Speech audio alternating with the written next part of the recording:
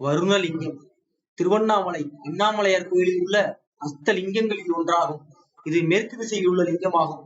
வருணன் என்ற தெய்வத்துடன் தொடர்புடையது. அஸ்தலிங்கங்கள் கிழக்கு திசையிலிருந்து தொடங்கி வரிசையாக அமைந்தவை.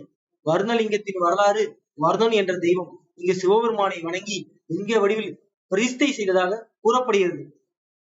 கிரிவல பாதையில் 5வதாக உள்ளது வருணலிங்கம். வருண பகவானுக்கு ஈசன் நீர் வடிவில் லிங்கமாக தரிசனம் தந்துள்ள தலமாகும். இந்த லிங்கத்தை வணங்கினால் மேற்கு திசைக்கு அதிபதியான சனி பகவானின் அருளை பெறலாம்.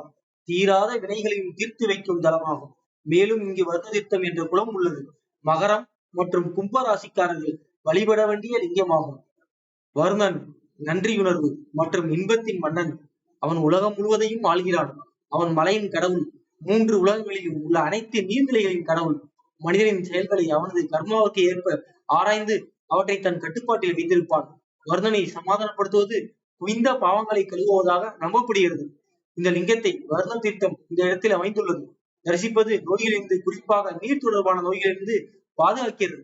நினைத்தாலே முக்தி தரும் திருவண்ணாமலையின் அஸ்தலிங்கங்களையும், உங்களுக்காக ஒவ்வொரு லிங்கங்களின் சிறப்புகளையும், மிகவும் பிரசித்தி பெற்ற லிங்கங்களை பற்றி தல வரலாறையும் உங்களுக்காக எடுத்து சொல்லும் தமிழ்கடவுள் யூடியூப் சேனலை மறக்காம சப்ஸ்கிரைப் பண்ணீங்க. தினமும் ஒரு வீடியோ உங்களுக்காக. நன்றி, வணக்கம்.